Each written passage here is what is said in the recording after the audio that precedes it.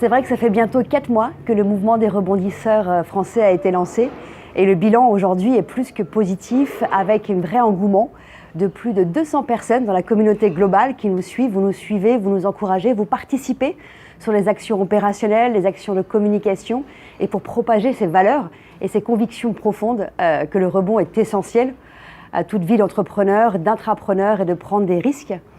Ce qui est super, c'est qu'on a aussi rencontré les premiers rebondisseurs à Brest en juillet dernier, un réel engouement. On les rencontre à Paris, donc un événement commun, tous ensemble, le 13 septembre prochain, avec entre autres comme invité le médiateur des entreprises, Pierre Pelouzet, qui va venir parler.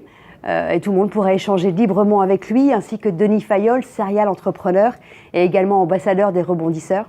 Donc, et le prochain encore, qui est déjà prévu, à Thonon-les-Bains en octobre prochain, car ce qui est super, c'est qu'on a aussi eu la chance d'avoir une représentation en local d'une rebondisseuse qui nous a dit « je veux aussi porter ces valeurs, les rebondisseurs français appartiennent aussi en région et je veux être l'ambassadrice », ce qui est absolument génial d'avoir une représentation locale. Et toutes les représentations locales d'ailleurs sont les bienvenues car les rebondisseurs français appartiennent à tout le monde et j'en ai vu quelques-uns aussi qui l'ont mis dans leur profil Facebook. Je fais partie des rebondisseurs français, c'est absolument incroyable cet engouement. Il y a également une boîte à outils qui était ouverte pour aider les rebondisseurs qui ont soit rebondi et veulent partager leur best practice, soit également les personnes qui sont en plein rebond. Et dans cette boîte à outils, on peut y trouver donc des liens inspirants, des adresses utiles à chaque étape du rebond, également des offres, car les entreprises partenaires aident les rebondisseurs, aussi bien pour trouver des bureaux ou pour prendre du recul. Donc des offres privilégiées pour les rebondisseurs français et la gratuité de beaucoup d'événements. Donc on retrouve des codes aussi d'accès gratuits pour pouvoir participer, échanger avec de nombreux rebondisseurs. Les prochains challenges sont au nombre de 2 d'ici la fin de l'année, ce qu'on s'est tous fixé ensemble, l'équipe fondatrice et les rebondisseurs.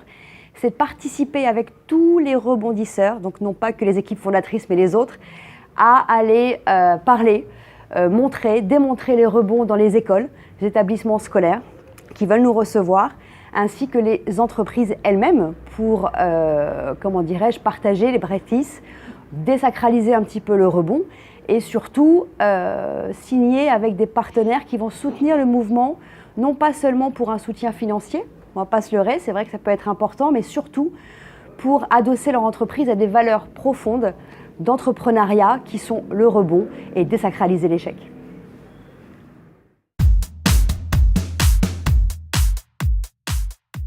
Une femme. C'est souvent une question qu'on pose, est-ce qu'il est plus dur de rebondir quand on est une femme, quand on est un homme? Je pense que le sujet n'est pas une question de sexe, le vrai sujet est d'assumer le rebond, car tout entrepreneur, intrapreneur a rebondi dans sa vie, c'est un fait. En tout cas, il est obligé, parce que tous les projets ne fonctionnent pas très bien.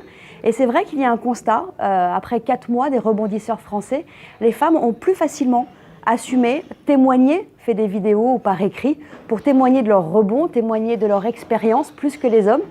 Peut-être parce qu'il y a encore ce sujet un petit peu tabou, alors que les hommes sont en majorité les entrepreneurs chez nous. Et c'est vrai qu'on a un grand appel aux hommes. Vous le savez, l'expérience, vous avez forcément rebondi. Témoignez avec nous.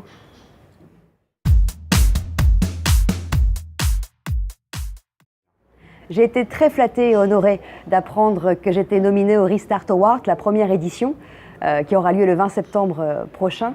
Et c'est vrai que c'est super de voir que quand on assume, quand on témoigne, ça peut emmener d'autres à témoigner. Et surtout, ce genre d'événement, il faut absolument que ça se multiplie.